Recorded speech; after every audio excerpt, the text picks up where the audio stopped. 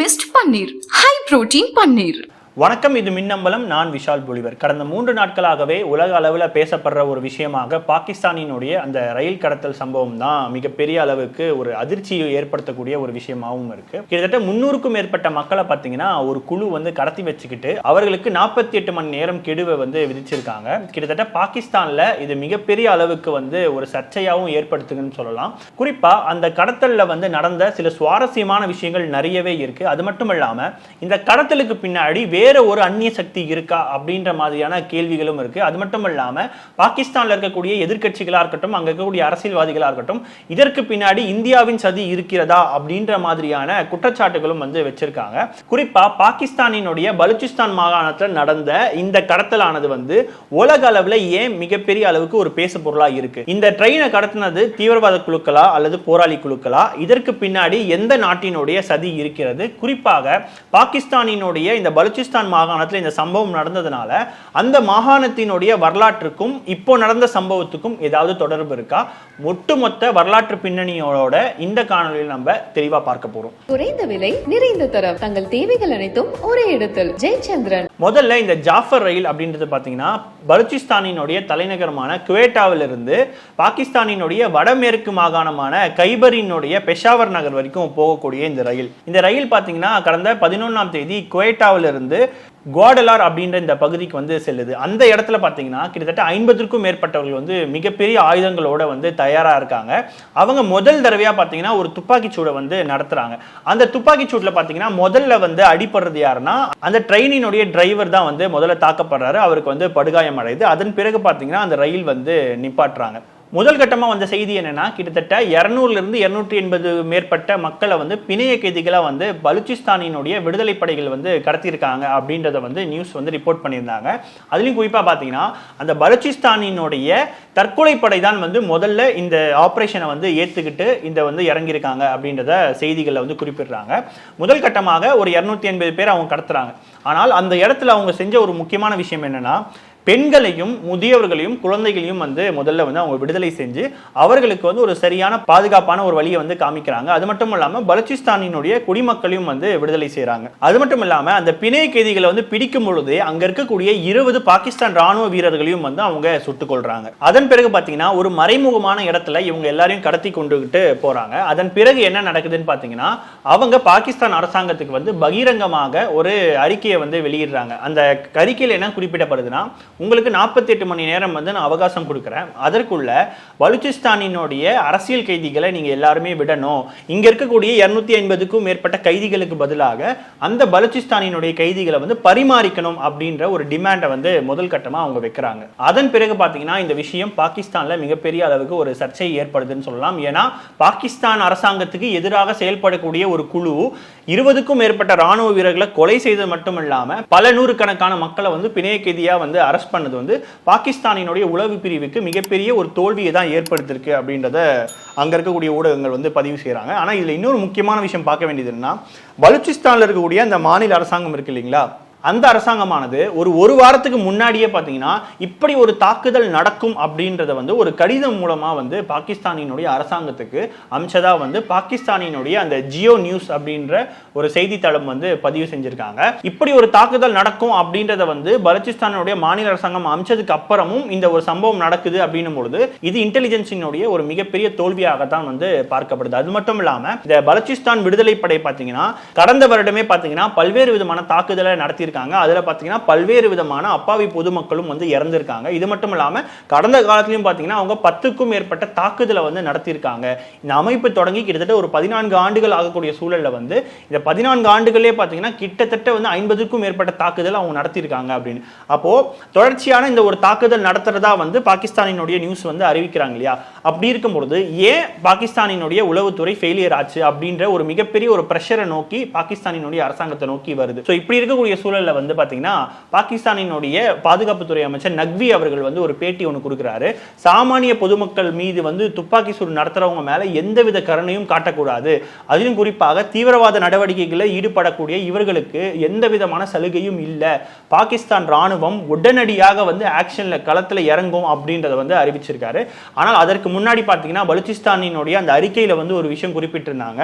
ராணுவ ரீதியான எந்த ஒரு நடவடிக்கையும் முன்னாடி வந்தாலும் இங்க இருக்கக்கூடிய பிணைய கைதிகளை வந்து நாங்க தூக்கிடுவோம் அப்படின்னு வந்து பலுச்சிஸ்தானினுடைய விடுதலைப்படை சொன்னதாக வந்து அந்த கடிதத்தில் வந்து குறிப்பிட்டிருந்தாங்க. அதன் பிறகு பாத்தீங்கன்னா பலுச்சிஸ்தானினுடைய அந்த மாநில அரசாங்கம் வந்து இந்த விஷயத்தை எப்படியாவது சுமூகமா தீர்க்கணும், அது மட்டும் இல்லாம இந்த பிரச்சனையை தீர்க்க அவசர கால நடவடிக்கையும் தேவை அப்படின்றத வந்து குறிப்பிட்டிருந்தார். ஆனால் இன்னொரு விஷயம் வந்து பாகிஸ்தானினுடைய செய்திகள் இருந்து வரக்கூடியது என்னன்னா, பாகிஸ்தானினுடைய ராணுவம் வந்து அவங்களை ரெஸ்கியூ பண்றதுக்கு முன்னாடியே அந்த ரயிலில் இருக்கக்கூடிய கிட்டத்தட்ட 20க்கும் மேற்பட்ட ராணுவ வீரர்கள் வந்து கிட்டத்தட்ட 16 தீவிரவாதிகளை சுட்டுக் கொன்று முதல் கட்டமாக ஒரு 100 பிணைய கைதிகளை வந்து அவங்களை காப்பாற்றிருக்காங்க அப்படின்றதையும் வந்து குறிப்பிட்டிருந்தாங்க. அதன் பிறகு பாத்தீங்கன்னா பாகிஸ்தான் ராணுவம் களத்துல இறங்கி 24 மணி நேரத்துக்குள்ளேயே பாத்தீங்கன்னா மொத்தமாக 300க்கும் மேற்பட்ட பிணைய கைதிகளை வந்து நாங்க மீட்டெடுத்திருக்கோம் அப்படின்றது வந்து பாகிஸ்தானினுடைய அரசாங்க தரப்புல இருந்து அதிகாரப்பூர்வமாக தெரிவிக்கப்பட்டிருக்கு. அதன் பிறகு பாத்தீங்கன்னா அந்த பிணைய கைதிகளாக இருந்தவர்களை வந்து பாகிஸ்தானினுடைய பிரதமரான ஷபாஸ் ஷெரீப் அவர்களும் வந்து சந்திச்சிருக்காரு அப்படின்றதையும் வந்து பாகிஸ்தானுடைய ஊடகங்கள் தெரிவிக்குது. அப்போ இந்த ரயில் கடத்தலை பொறுத்த வரைக்கும் பாகிஸ்தான் தரப்புல சொல்ற விஷயம் என்னன்னா, இது பலுச்சிஸ்தான் விடுதலை படைன்ற ஒரு தீவிரவாத அமைப்பு செஞ்ச ஒரு விஷயம் அப்படின்றத அவங்க குற்றச்சாட்டு சொல்றாங்க. இந்த ரயில் கடத்தல் அப்படின்றது பாத்தீங்கன்னா வெறும் அந்த கைதிகளை விடுவிக்கிறதுக்காக மட்டும்தான் நடக்குதான்னு கேட்டீங்கன்னா அதுதான் கிடையாது.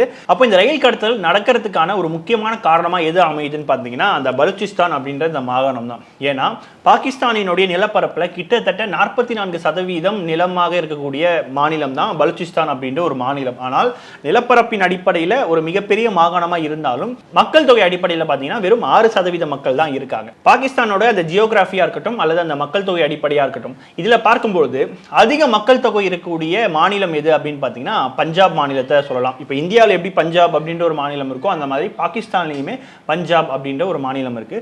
அந்த மாநிலத்தில் தான் பாத்தீங்கன்னா அதிக அளவுக்கான பிரதமர்களும் சரி, அதிக அளவுக்கான அதிபர்களும் சரி, அதிக பாராளுமன்றம் இருக்கக்கூடிய ஒரு மாநிலமாகவும் பஞ்சாப் மாநிலம் இருக்கு. எப்படி இந்தியாவில் உத்தரப்பிரதேசம் இருக்கும் அந்த மாதிரி. அப்போ பாகிஸ்தானை பொறுத்த வரைக்கும் பாத்தீங்கன்னா தொடர்ச்சியான இந்த மொழி சிக்கல் அப்படின்றது வந்து அதிகமாவே நடந்திருக்குன்னு சொல்லலாம். அந்த மொழி சிக்கல்ல ஏற்பட்ட முதல் கிளர்ச்சி தான் பாத்தீங்கன்னா பங்களாதேஷ் அப்படின்ற ஒரு நாடு வந்து உருவானதுக்கான காரணம். ஏன்னா பாகிஸ்தானை பொறுத்த வரைக்கும் பாத்தீங்கன்னா அவங்க உருது மொழி திணிப்பு அப்படின்றது பாத்தீங்கன்னா எல்லா இடத்துலயுமே அவங்க வந்து பரப்பிக்கிட்டு இருக்காங்க. அதுல முதல்ல கிளர்ச்சி ஆகி தனிநாடான ஒரு நாடு தான் பாத்தீங்கன்னா பங்களாதேஷ். அதன் பிறகு இன்றைக்குமே பாத்தீங்கன்னா பாகிஸ்தான்ல அந்த மொழி சிக்கல் அப்படின்றது இருக்கு. அதுலயும் குறிப்பாக பலுச்சிஸ்தானை பொறுத்த வரைக்கும் அவங்க பலுச் மொழி பேசக்கூடிய மக்கள். அது மட்டும் இல்லாம பலுச்சிஸ்தான் அப்படின்ற அந்த மாகாணத்தை எடுத்துக்கிட்டோம்னா பல்வேறு விதமான பழங்குடி மக்கள் வாழக்கூடிய ஒரு மாநிலமாகவும் இருக்கு. அது மட்டும் இல்லாம அந்த பழங்குடி மக்களுமே சிறு சிறு மொழிகள் பேசக்கூடிய ஒரு மக்களா இருக்காங்க. இப்படி இருக்கக்கூடிய சூழல்ல இந்த பலுச்சிஸ்தான் அப்படின்ற பகுதியில பாத்தீங்கன்னா ஏகப்பட்ட கனிம வளங்கள் நிறைந்த ஒரு பகுதியாகவும் இது இருக்கு. அப்போ பாகிஸ்தானை பொறுத்த வரைக்கும் இந்த பலுச்சிஸ்தான் அப்படின்ற இந்த பகுதியை வந்து ஒரு காலனியா தான் வந்து அவங்க பயன்படுத்துறாங்க. அது மட்டும் இல்லாம பலுச்சிஸ்தானை பொறுத்த வரைக்கும் அந்த நாட்டிலேயே பாத்தீங்கன்னா அதிக கனிம வளங்கள் இருக்கக்கூடிய நாடாகவும் இருக்கு. அதே மாதிரி அதிக கனிம வளங்களை சுரண்டி அது அந்த மக்களுக்கு எந்த விதமான பயனும் அடையாத ஒரு மாகாண பகுதியாகவும் அது இருக்கு. ஸோ இந்த அடிப்படையில தான் கடந்த 20 ஆண்டுகளுக்கு மேலாகவே பார்த்தீங்கன்னா இந்த தனி பலுச்சிஸ்தான் அப்படின்ற இந்த தனிநாடு கோரிக்கை அப்படின்றது வந்து மிகப்பெரிய அளவுக்கு வந்து ஒரு கோரிக்கையா இருக்கு. அது மட்டும் இல்லாம பாகிஸ்தானை பொறுத்த வரைக்கும் கடந்த ஒரு 7-8 ஆண்டுகளாக பார்த்தீங்கன்னா இந்த ப்ரோ சீனா அப்படின்ற இந்த பாலிசியை வந்து அதிகமாக முன்னெடுக்கிறாங்க இல்லையா. ஸோ இந்த அடிப்படையில் வந்து அந்த பலுச்சிஸ்தான் பகுதியில் பார்த்தீங்கன்னா பல்வேறு விதமான சீன கட்டுமானங்களும் வந்து நடக்குது. இந்த அடிப்படையில் பல்வேறு விதமான சீன தொழிலாளர்களும் பார்த்தீங்கன்னா அந்த இடத்துல வந்து வேலை செய்யறதுக்கு வராங்க. ஸோ இந்த அடிப்படையில் பல்வேறு விதமான தாக்குதலையும் வந்து பார்த்தீங்கன்னா இந்த பலுச்சிஸ்தான் விடுதலை படை வந்து கடந்த காலத்தில் வந்து செஞ்சிருக்காங்க. ஸோ இதுவும் பார்த்தீங்கன்னா பாகிஸ்தானுக்கு வந்து ஒரு மிகப்பெரிய ஒரு நெருக்கடியாகவும் இருக்கு. ஏன்னா பாகிஸ்தானினுடைய பொருளாதாரம் வந்து ஏற்கனவே மிகப்பெரிய நெருக்கடியா இருக்கக்கூடிய சூழல்ல வந்து சீனாவினுடைய உதவியின் மூலமா தான் கொஞ்சம் அதை வந்து சரி பண்ணக்கூடிய ஒரு சூழல்ல இருக்கு. ஏன்னா அமெரிக்கா பாத்தீங்கன்னா பாகிஸ்தானுக்கு உதவி செய்யல. அப்படி இருக்கக்கூடிய சூழல்ல பலுச்சிஸ்தானை வந்து ஒரு காலனியா தான் வந்து பாகிஸ்தான் வந்து பாக்குது அப்படின்றது அங்க இருக்கக்கூடிய மக்களினுடைய குரலா இருக்கட்டும், அங்க இருக்கக்கூடிய அந்த போராளி குழுக்களா இருக்கட்டும், இது அவங்களுடைய ஒரு குற்றச்சாட்டா இருக்கு. இந்த அடிப்படையில தான் அவங்க தனிநாடு அப்படின்ற கோரிக்கை வைக்கிறாங்க. இது மட்டும் இல்லாம பாகிஸ்தான்ல இருக்கக்கூடிய மிக முக்கியமான துறைமுகங்கள்ல ஒன்றான குவாதர் துறைமுகம் பாத்தீங்கன்னா பலுச்சிஸ்தான் மாகாண பகுதியில் தான் தான் இருக்கு. அப்போ இந்த துறைமுகம் மூலமாக நடக்கக்கூடிய வியாபாரம்ன்றது அதிக அளவில் உலக அளவில் நடக்கக்கூடிய சூழல்ல இப்போ இந்த பகுதியும் பாத்தீங்கன்னா தக்க வச்சுக்கணும் அப்படின்றது பாகிஸ்தானினுடைய மிக முக்கியமான ஒரு நோக்கமாகவும் இருக்கு. அப்போ இந்த பலுச்சிஸ்தான் அப்படின்ற இந்த பகுதி பாத்தீங்கன்னா பாகிஸ்தான்ல தானாக இணைந்த ஒரு பகுதி கிடையாது. அது வலுக்கட்டாயமாக பாகிஸ்தானோடு இணைக்கப்பட்ட ஒரு பகுதி தான். எப்படி சீனாவில் திபெத்தை ஒரு சர்வாதிகார போக்கில் அவங்க எந்த விதமான கையெழுத்தும் போடாம அல்லது எந்த விதமான ஒப்பந்தமும் போடாம சீனாவோட இணைச்சாங்களோ அதே போலதான் பலுச்சிஸ்தானையும் பாகிஸ்தானோட ஒரு வலுக்கட்டாயமாக தான் சேர்த்திருக்காங்க. அந்த அடிப்படையில் இப்படி வலுக்கட்டாயமா சேர்த்தாலுமே கூட முதல்ல இருந்தே அவங்களுக்கு அதிக அளவுக்கான பாகுபாடுகள் வருது அப்படின்றது தான் அந்த பலுச்சிஸ்தான் மக்களினுடைய ஒரு கோரிக்கையா இருக்கு. அது மட்டும் இல்லாம உருது மொழியினுடைய திணிப்பும் இந்த எதிர்ப்புக்கான ஒரு காரணமாகவும் இருக்கு. பலுச்சிஸ்தானினுடைய இந்த ட்ரெயின் கடத்தல் பற்றியும் அவர்களுடைய தனிநாடு கோரிக்கையை பற்றியும் உங்களுடைய கருத்துக்கள் என்னன்றதை கீழே கமெண்ட் செக்ஷன்ல சொல்லுங்க. தொடர்ந்து இணைந்திருங்கள். இது உங்கள் மின்னம்பலம். நான் விஷால் புலிவர். நன்றி, வணக்கம். மில்கி மிஸ்ட் பன்னீர், ஹை புரோட்டீன் பன்னீர். குறைந்த விலை, நிறைந்த தரம். தங்கள் தேவைகள் அனைத்தும் ஒரே இடத்தில். ஜெயச்சந்திரன். மின்னம்பலம்.com, தமிழின் முதல் மொபைல் பத்திரிகை.